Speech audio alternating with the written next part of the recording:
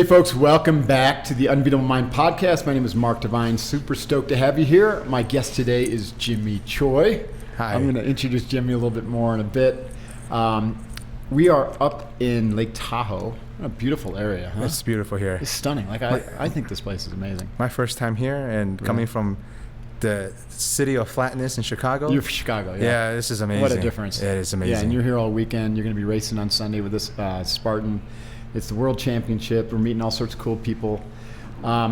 Before I kind of get into it with Jimmy, let me remind you, if you haven't heard, that we have our annual summit for Unbeatable Mind coming up November 29 to December 2nd, Carlsbad, California.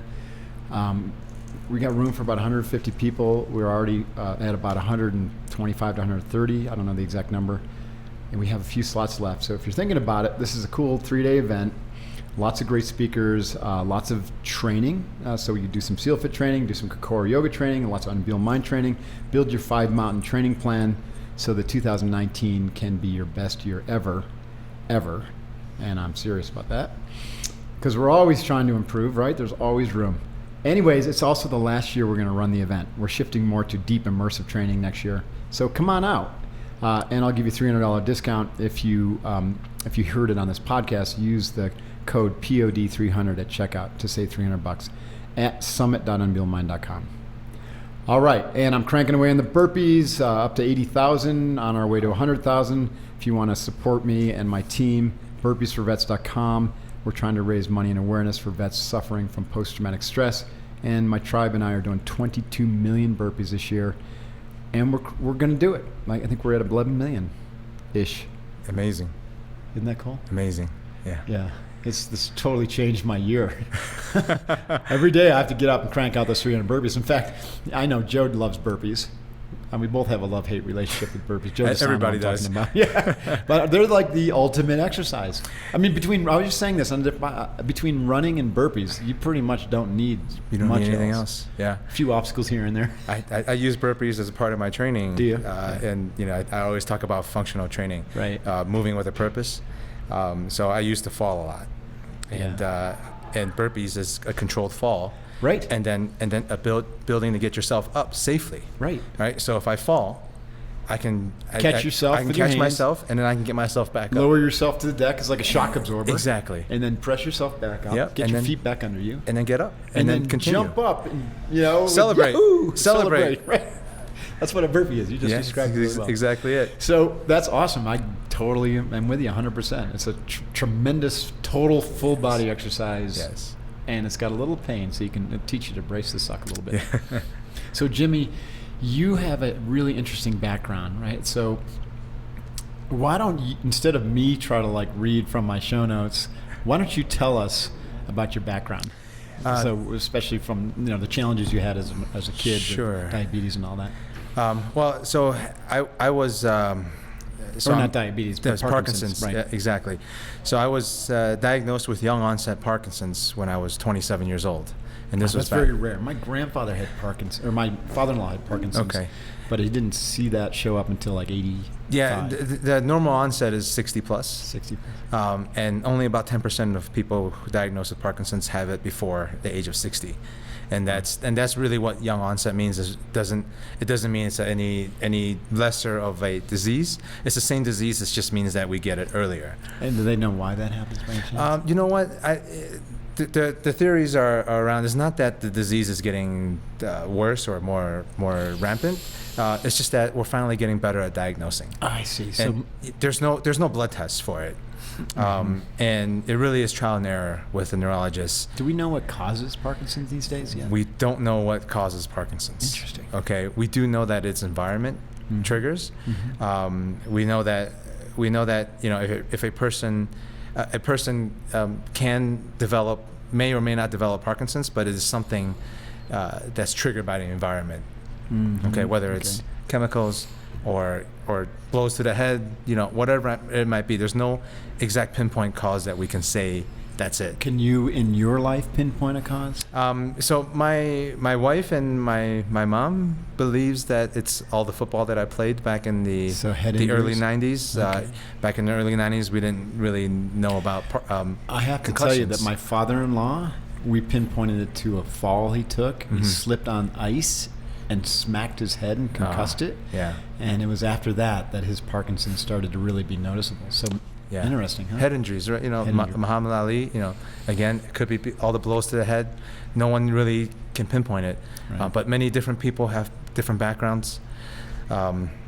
So, unfortunately, that's why it's so hard to find a cure. It's so hard to diagnose because there's no definitive way of saying this is why you have it. Interesting. So I was diagnosed at a very young age. I was 27. It's back in 2003. I'm 43 today, so I've lived with it for almost 16 years. In the first 8 years of my diagnosis, I went into denial, like many people with Parkinson's. You just ignored it. I just ignored it. I didn't want anything to do with it. I took a pill. And I thought that pill was going to allow me to live a normal life. But then, sure enough, as time went on, the disease progressed. It got to the point where I was less active with everything that I was doing, because of the difficulty in moving. It showed up in difficulty walking, or walking. So I mentioned that I was falling a lot. My father-in-law had really shaky hands from it and stuff like that. So by the time that the tremors show up, we've already lost about 60 to 70% of our ability to produce dopamine. Really? Yeah. So people, by the time the tremors show up, chances are the person with Parkinson's already had it for a long time. You just didn't realize it. Now, tell us why that's significant with regards to the dopamine. Well, dopamine is a chemical produced by the brain. Right. Essentially, it transfers signals to your muscles from your brain, and when you lack that signal, it makes it really hard to control the muscles to its full range of motion and its full capacity. So a lot of times in people with Parkinson's, you'll see shuffling, you'll see the tremors, simply because the muscles are getting confused and mixed signals, or not getting the correct signals from the brain, and the muscles are just, they don't know what to do with themselves. The slowness of movement, rigidity, just feels like a cramp all the time. Wow. And of course, loss of balance, because now your muscles are moving at different paces. You could be one side affected, you could be both side affected.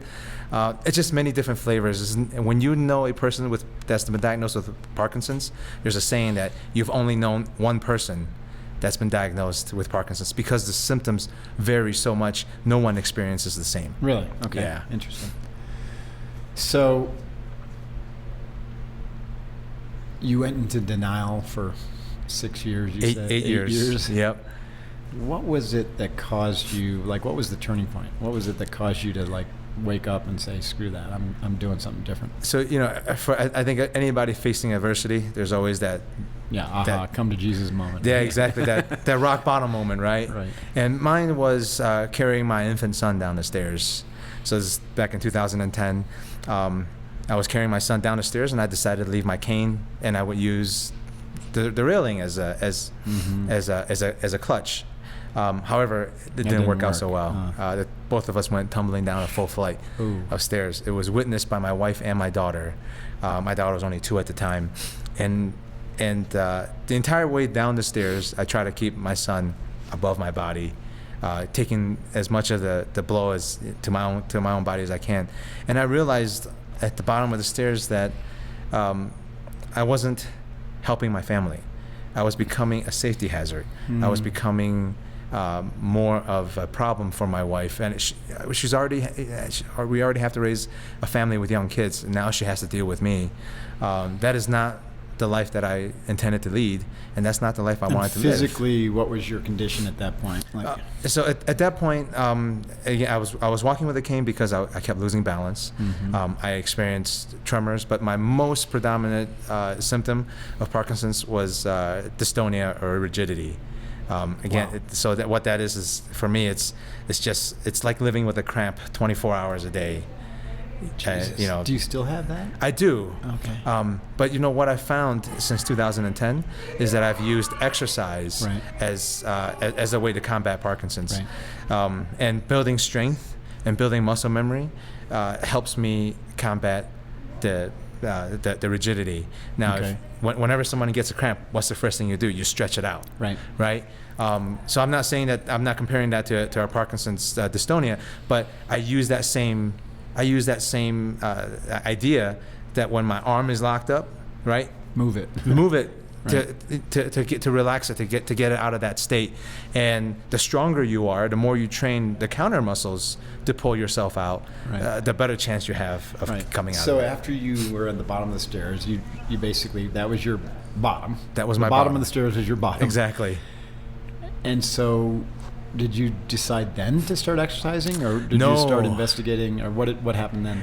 The first thing that I needed to do is finally educate myself on the disease. Okay. For the first 8 years, I didn't learn anything about Really? it. Okay. So the first thing I decided, you know what, maybe I should learn about what I'm dealing with. Then that way I can come up with a plan to combat it. And I did what anybody would do, which is get on the internet, search for that cure, right? But it wasn't out there. But what I did notice is that there are a lot of clinical trials, and they were all starving for participants. So I decided that was going to be my first step. Okay. I was going to give my body up to help scientists find a cure. Yeah. I'm not smart enough to find a cure myself. I certainly can't fund it. Yeah, what do you got to lose, right? That would be my mindset. What do we got to lose? I'll be Exactly. a clinical trial. Maybe they'll find something. Yeah, and I'll and- be the guinea pig. And I'll Who be the cares? first one to be cured, right? Right. If I happen to be in the right trial. But what I found out after being involved in trial after trial is that there is a common theme to all these trials, and that was physical activity. Whether it's even if it's just a questionnaire, how much exercise do you do? Do you move? Or there are trials where they involve treatments and there's physical therapy involved, and almost every single trial I participated has some type of physical activity related to it. And then when I got involved in the trial that had forced movement, physical therapy, I realized that at the end of those sessions, I felt a little bit better. Okay. So I started adding physical activity to my daily home activities and routine. And that looked like physical therapy probably at first. Yes, Yeah. exactly. Okay. So I started just walking around the block, right, with my family. But you know what? After a while, that one time around the block became twice around the block, and that became 3 times. And then I left my cane at home, and I started walking without my cane. And sooner or later, I'm building a lot of confidence in the way that I move. And I noticed that, you know what? Hey, the more I'm doing, the more confidence I'm getting, the better I'm doing. I'm just going to keep pushing this boundary, this envelope. Cool. And the walking became jogging. You know, I jog for a minute and then walk for a minute, and then I would jog for another minute, and then that became continuous jogging, and then I started running. Next thing you know, I was doing a mile, and then one day I was sitting on an airplane getting ready to take a business trip, and there was a Runner's World magazine in the back pocket, and it's just staring at me. Right, this is when I was starting to open me up. It says, There's "Open me something up." in here for me. And I opened it up. There's an article in there about a gentleman with Parkinson's running a marathon. Oh, cool. So I'm like, Really? this is, and that, I read that article when I was on the plane. As soon as I got off the plane, I called my wife and said, honey, I think I'm going to run a 5K. Because I'd never done a 5K up to that point. And this guy's running marathons. It's like, if he can do a marathon, I can do a 5K. Isn't that cool when people blaze the path and you're like, I had that thought when I decided to be a SEAL. I said, there's people who've been SEALs. I can do this, right? Exactly. Someone else has done it. Why Even not if me? it's one person. Why not me? Right. And then why not me, right? Right. So I focused and trained, and I completed my first 5K in 2012. Nice. And that just didn't stop there. So how was that experience? Like, Oh, it was incredible. First takeaway for me was finishing a 5K shouldn't be such a big deal. right. Right? But for a person with Parkinson's, it was. It's a big deal. It's a big deal. And then along the way during training, friends and family would support me and cheer me on. And really, it was for the first time that I realized that, hey, you know what? I'm doing something that's making me physically stronger, and I'm doing something that's making me mentally happier.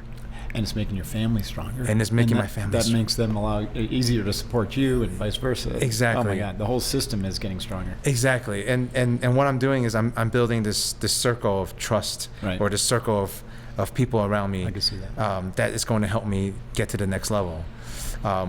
And I just kept pushing the boundaries. I say, hey, and really, I always like to say that my runner's high was just beginning, at that point. And I just kept pushing the boundaries. 5K, just because I can do a 5K doesn't mean I can't do more. Right. So I was doing a 10K a couple months later, and I did my first half marathon that same year, just a few months after my first 5K. Wow. I crossed the finish line of that first half marathon, and I knew right away that I was going to try to run a marathon. Mm-hmm. And I wanted to do one in Chicago, is where I live, and in my hometown. And the Chicago Marathon was literally just weeks away. No kidding. Oh And my God, you didn't waste any time, did you? I'm like, you know Holy what? cow. If I'm gonna do it, I'm just gonna go and do it. Now, I was still new to running. Who knew that 40,000 people would sign up to punish themselves for 26 miles? Right. And there was no bibs left for that race. But I searched That's online. right. These big marathons are hard to get into. They're hard to get nowadays. into. Yeah. Chicago Marathon's 40,000 runners. Jeez. But the good thing is there's charity partners. Mm-hmm. Right. So I went and I found the Michael J. Fox Foundation. Right. And I thought, who best to run for and with than the Fox Foundation. Right. But being so close to the marathon, I figured there's no way that they could have any bibs left. So I called them up. There was one. No kidding. And I feel to this day Literally that had your name on it. Huh? that one had my name on it. It Wow. did. Did you ever get to meet Michael Fox in this? I have. You have? So I've been working. So ever since that race, I raised money for the foundation for that race Good for in order you. to get in. I've been heavily involved with the foundation ever since. Great. I've done 1 ultra marathon, 15 marathons, and over 100 half marathons since 2012. And doing all that, I was raising money for the Michael J. Fox Foundation. How long was the ultra that you did? It was a 50 mile. No kidding. Yeah, one and done. One and done. No need to do that Yeah, again. no need to do that again. But I had the pleasure of meeting Michael on several occasions, and He seems like a pretty neat guy. He's and he's done so much for. he has for done so much Parkinson. for raising awareness, Yeah. and the advice that he's given me. He was young onset like myself. He was Right. diagnosed in the 20s. We have a lot in common in that sense, but.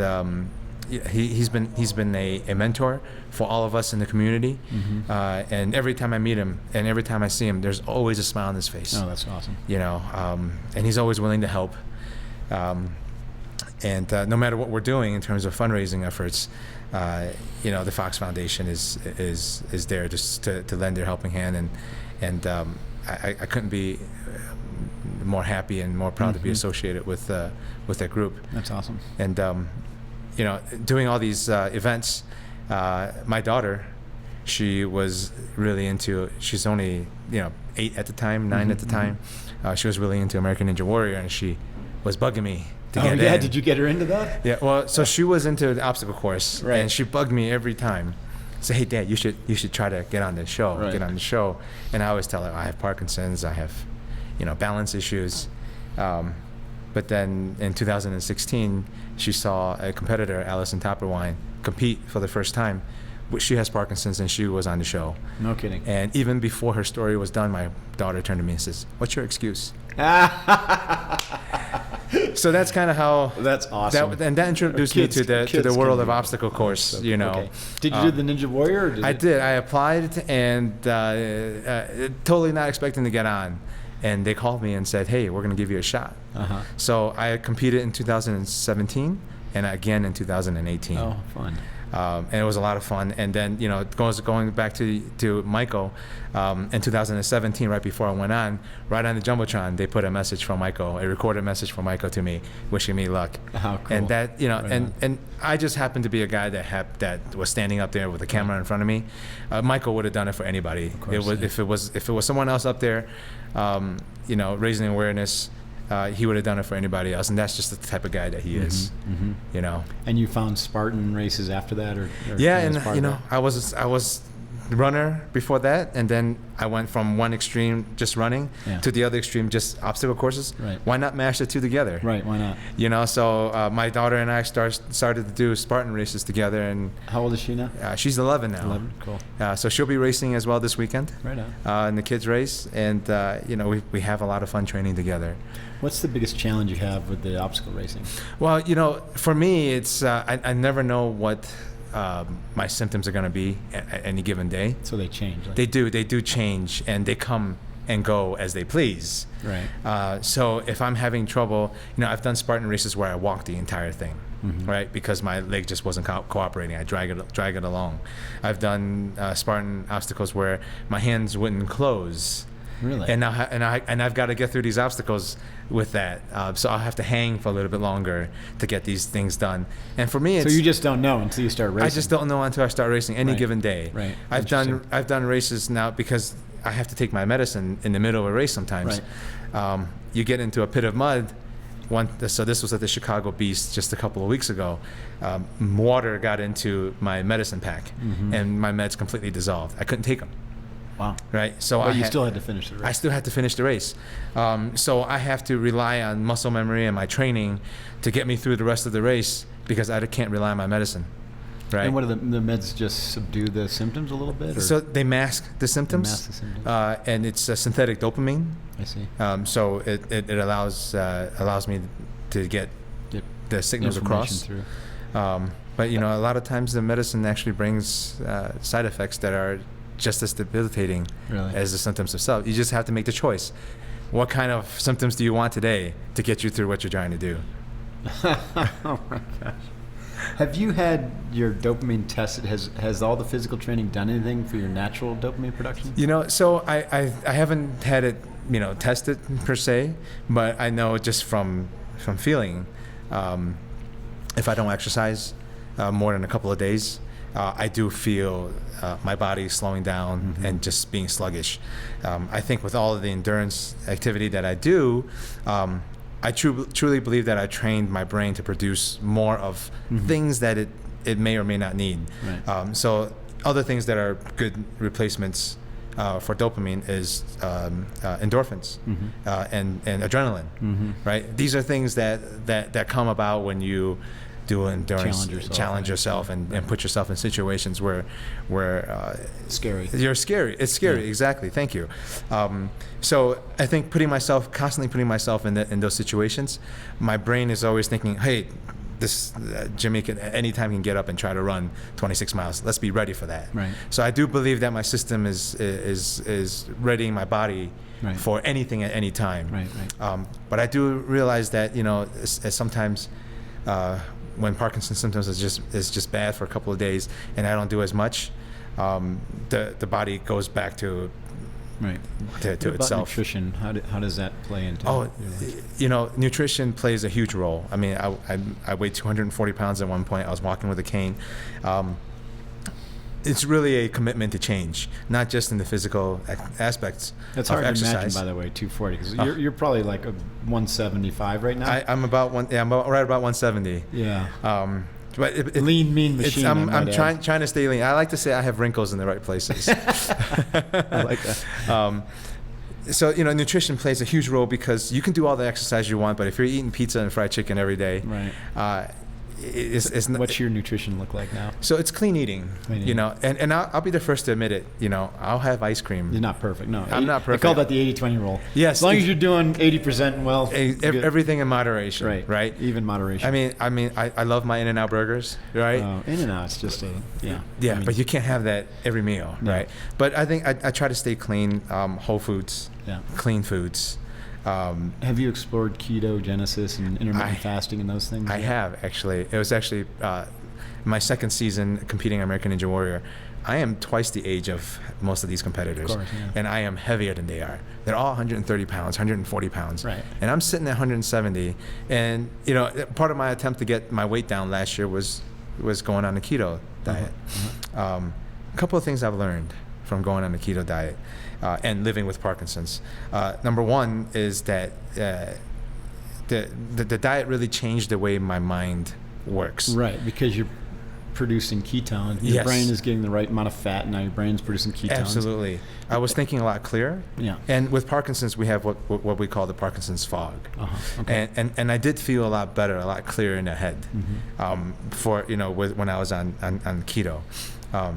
The downside of keto and Parkinson's is that the meds I'm taking is absorption of the meds is prohibited by protein intake. Interesting. So I have to time my meds with my meals so that it is almost 45 minutes to an hour apart. when I eat and when I Do you take have meds. do you have to take the meds when you eat, or not when you don't eat?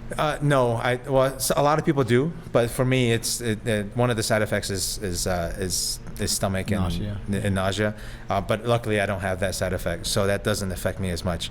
But for other people listening, who might have that symptom, and they're thinking about keto, you just got to be very careful. Because protein will prevent. I would be cool to see a study with Parkinson's and keto over a long period of time. To get your mind, to be always consuming the fat and the ketones, and to see what would happen to the dopamine. Right. And for me, I think I was performing mind-wise, clarity-wise, I was performing better. Right. When I was on keto, and even during that time, I was still strength training, right, and I was still running half marathons, and the energy delivery is completely different than what I was used to. Interesting. But at the end of the day, keto is a very hard to maintain, lifestyle to maintain, yeah. And with 2 young kids and my wife and actually I'm the person that prepares the meals in the household. It just became difficult, but I still keep a very high fat, high protein, right, low carb diet, right, just modified in a way. But again, everything is clean for in terms of my nutrition. Nice. Yeah, try to. What does your training plan look like when you're not? I mean, you're racing all the time. So what is it? On a non-race day, what do you do to train? So my typical training is at least 2 sessions a day. One is a strength training session, and another session is endurance. Strength training using barbells and normal strength training. What? It's nowadays it's mostly calisthenics, mostly body weight things. Okay. CrossFit. I use CrossFit, but even though there's weights involved in CrossFit, I don't load heavy. Yeah. I try to make clean repetitions. Yeah. Good form. It's very important for a person with Parkinson's to have good form, full range of motion. Right. That promotes. Because as we mentioned, that there's that shortness of movement. Memory, so to build that muscle memory, to have the full range of motion is very important. So my strength training, squat cleans and squat thrusters, cleans, and the thrusters. burpees. Oh man, you're naming all my nemesis.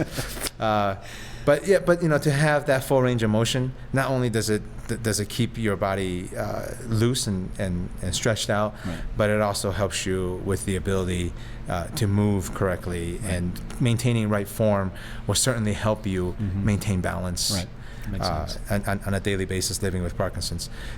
So I do a session a day with either calisthenics or some type of CrossFit high intensity interval training. And then I will follow that up with a little bit later in the day with endurance. So a run, usually 3 to 6 miles on any given day. If I'm training for longer distances, I'll have long runs. Okay. But I always try to keep up with at least 3 to 5 or 6 miles. Nice. Okay. So that's my typical day. Do you do that 7 days a week? Or do you 6 days a week. Day? Okay. 6 days a week. I do give myself a rest day. 1.5 rest days. Right. Sunday is a rest day where I'm just active recovery, moving around, walking. Wednesday is usually a single session instead of 2, and much lighter weights to try to give myself a rest. Right. Okay, that's nice. So functional movement. Moving every day. Eating whole foods. Clean diets. Do you eat 3 meals a day? Like what's like the quantity? I eat when I'm hungry. Yeah, so I was getting at that because I think that's important. Like generally, I think people eat just too much, and they eat too often. And because they're always snacking, and that's the other thing too. Because then you're always spiking that insulin. Exactly. So I'm constantly hungry, so I'm just fueling my body with what it needs. Right. And I still have your standard 3 meals, but I snack in between, and but I try not to overdo it. Right. And in my meals itself, I try to not to overdo it. It's you don't go back for seconds. I don't. I can't say never, but usually I have a plan that, especially during peak training seasons, I have a plan of what I eat, and I stick to it. Yeah, I see. And then of course I still got to take care of my family, make sure that they get what they need. Do you have a trainer, or are you your own trainer? I have a care team. Okay. My care team consists of my movement disorder specialist, also known as a neurologist, that specializes in Parkinson's. I have movement disorder specialist. That's yes. a heck of a title. It is. You could come up with a more positive term there, I think. How about just movement specialist? Movements. I like that. Tell him I said to drop the disorder out of his title. You know, that's a good point. And then I also have as part of my care team, I have trainers, not necessarily personal trainers. I have people that I train with that specializes in the different disciplines that I do. So running, I have a trainer that specializes in running that I can bounce ideas off of. Of course, high intensity interval training. I have another person, obstacle course. I have a group of people that I can turn to. They're in the American Ninja Warrior community, and those guys are just great. And of course, CrossFitting. I have another person that CrossFit's a great community. Yeah, and I turn to that, and of course, Spartan Racing. Yeah. So I like to call it my care team. I love that. You know, not necessarily one or two people, but I think that principle though is so key. Instead of first of all, everyone needs a trainer or a coach or a mentor, right? And trying to do it alone is a recipe for frustration, at least. But if you can have a team, because SEALFIT, we're all about team. Like if we want to do anything really well, we need a team. Exactly. Right? Doing it alone is. It's a myth that you're going to do well alone. You need to have the expertise of the different disciplines that you're trying to get better at. And you need the accountability, the inspiration. When you fall down 7 times, the person that's going to pick you up in the 8th time. Exactly, absolutely. Let's talk about the mental skills or habits that you've developed. Like, do you have a mantra that is really you rely on when you're racing, or how do you control your mind and your emotions? For me, it's do better than yesterday. Okay. And that's my mantra is to continue to push those boundaries. Right. I think if once you've done something over and over again, it no longer becomes scary. It becomes routine. Then it becomes routine. So you got to do something to do it better. You got to push harder, try something new. Okay. Exactly. And so if you're not continuously pushing yourself, right? Like if I'm doing, let's go back to the burpees example. If I'm not doing 30 burpees, if I can do 30s today, I'm doing 31 tomorrow. Right. Pretty soon you'll be up to 300 with me. Exactly. And the same thing with running, right? If I'm doing a mile today, I'm doing 1.1 tomorrow. Right. You just keep pushing that boundary. Strength training is another, obstacle course racing. So, competing on American Ninja Warrior, there's, I can name just about every single other ninja out there that are better than I am. But how do I get myself to their level? You learn from them, and we're pushing each other. So it's even if you're just dead hanging, right? If I can hang on a bar for 4.5 minutes, maybe I can hang on a bar tomorrow for 4 minutes and 45 seconds. I've gotten myself up to about 7 minutes now. That's pretty incredible. And I can't hang. My grip strength has gotten weak because I have this weird thing called Dupuytren syndrome. Oh man, I'm not there. Yeah. And so even hanging for a couple minutes is hard. Yeah, but it's all grip strength and forearm strength and tensile strength. Yep. Good for you. And it's just keep pushing, Keep going. Keep going. That's my mantra, is doing something more today than I did yesterday. What about when you really, really, really hit the wall? Then what do you tell yourself to break through? Well, then I turn to my community. Okay. My family. I think about them. So they're in your mind constantly. So your teammates are. This is a really important point. I've talked about this before, is that you can carry your teammates around in your mind. Yes. And then call on them for help. Definitely. And they're there for you. And they're there. They're there for you, aren't they? Yep, That's they cool. are. I love that. The moment I fell down the stairs with my son, I mean that moment's in my head all the time.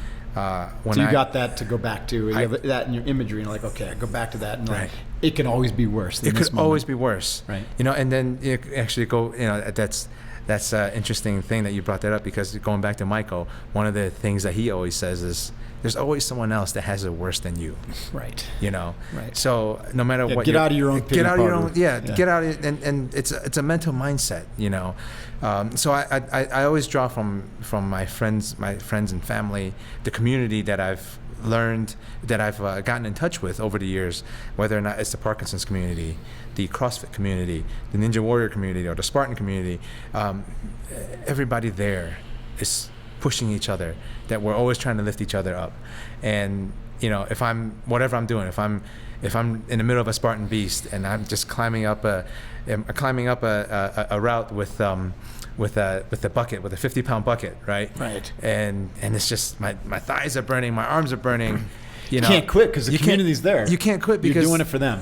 Exactly. I love that. There's somebody there that's pushing you along in the back of my head. And if I'm hanging on an obstacle, and all my training friends, they're like, "Come on, one more, just get one more move, one more step, one more rep, whatever it might be."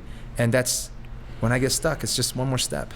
Yeah. Every step you take, you're closer to that finish line. You're one step at a time. Yeah, absolutely. Do you have any type of meditation practice? So people ask me that all the time. Yeah. And I think my meditation practice, everybody has their own flavor. I've tried yoga, I've tried Tai Chi, I've tried various different forms. Mm-hmm. But I think for me, it's my ability to, when I'm out whenever I'm training, through movement. Yeah, I think that's my one of mine. meditation. Yeah. Especially if I'm out on a long run or a ride. And you click into a flow state, and then you're there. You click into the flow state, and your mind just empties. Yeah. And you just think about nothing. But everything becomes clear. And Mm-hmm. you know what's great about those moments? Those moments, sometimes I forget that I have Parkinson's. Yes. I bet. And you're just moving, you're just going and flowing, and sometimes that feeling is second to none. Yeah, I love that. Man, you know what? Ultimately, we are just energy at our most basic level, right? Yeah. And when your mind gets into those states, those timeless states, which you're in the flow state, right? You don't have Parkinson. That's just a label. Yeah. You are pure energy. Absolutely. I'm just going out on a limb here, but that's my experience. Like, it's pure energy. And that energy can be experienced as love. It can be experienced as God. It can be experienced as just bliss. Yep. And you know what? And you can come back to that. Remember that. And I watched for years my grandmother do Tai Chi. Right. And she I've got lived. a Tai Chi practice. It's beautiful. Isn't it? Yeah, it's awesome. And even though are you Chinese by? I am. Yeah. So Okay. I always joke about this. That's like such a gift to the world. Just like everything in the 70s, I was made in Taiwan. The younger generation don't get that joke anymore. But I was made in Taiwan. I grew up. I was born in China. Yeah, right? I grew up. Yeah, now everything's made in China. But I grew up and I was born and I grew up in Taiwan. Okay. But technically, you're Taiwanese. I'm Taiwanese. Even the Chinese would say you're Chinese. Yeah, exactly. But I grew up watching my grandma do Tai Chi, and she lived until she was 96 years old. Nice. She beat breast cancer. She beat lung cancer. She beat ovarian cancer. And she's had part of her.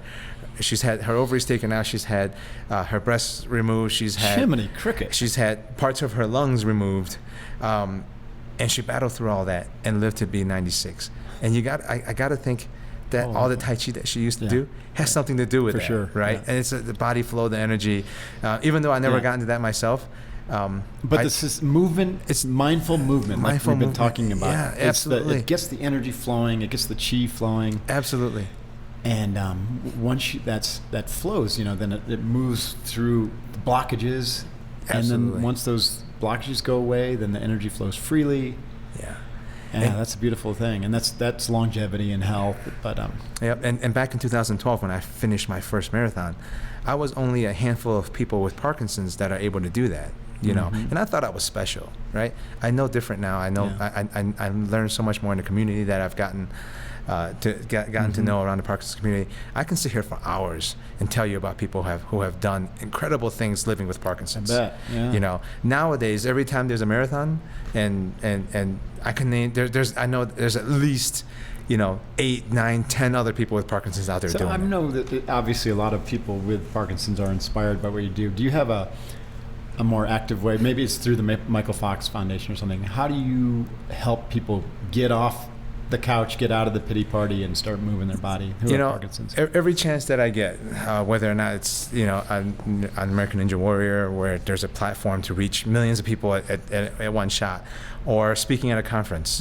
or people that follow me on social media.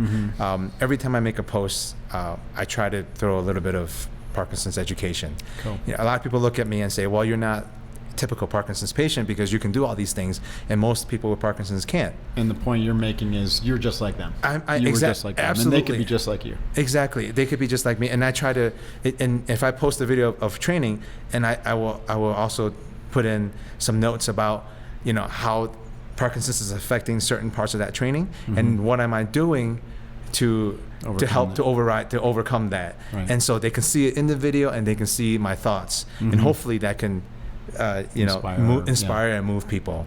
I always say now that you might have a movement disorder, but that doesn't mean you can't move. Yeah, absolutely. Yeah, everybody can move. Everybody can move, and it's a gift. Everybody takes that for granted. Yeah. But that's what you got to do. I agree. Everyone needs to move. I have this theory that your mind and your body are really one thing, and if you don't move your body, then you're limiting your mind, and dramatically limiting the experience of life. That's and there's something to be said about that, because anybody that you've asked that spends time exercising and training, they will tell you that their mind is clear. Yeah. Right. Especially doing certain types of exercise, things that they might enjoy more than others. Whether you're riding a bike, whether you're doing burpees, right, or you're running, there's certain movements that people are they just enjoy more. Right. And when they're in those movements and they're in that moment, their mind is clear. They feel better about themselves. Well, there's also the brain creates new neuroplastic pathways, and there was a great book that came out a couple years ago. I forget the author, Spark. Yes, I read that book. Yeah, it's great, right? Yeah. So because to me it was like, oh yeah, cool, finally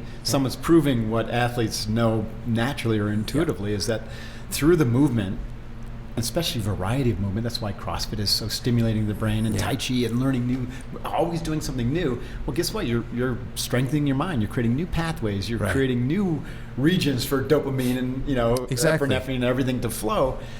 And it enhances your experience of life. That's what I mean. The movement, and you get to, and also your senses, and the sensitivity of your nervous system is enhanced. Yes. And so you begin to experience life not just cognitively, but also sensationally. And you grow.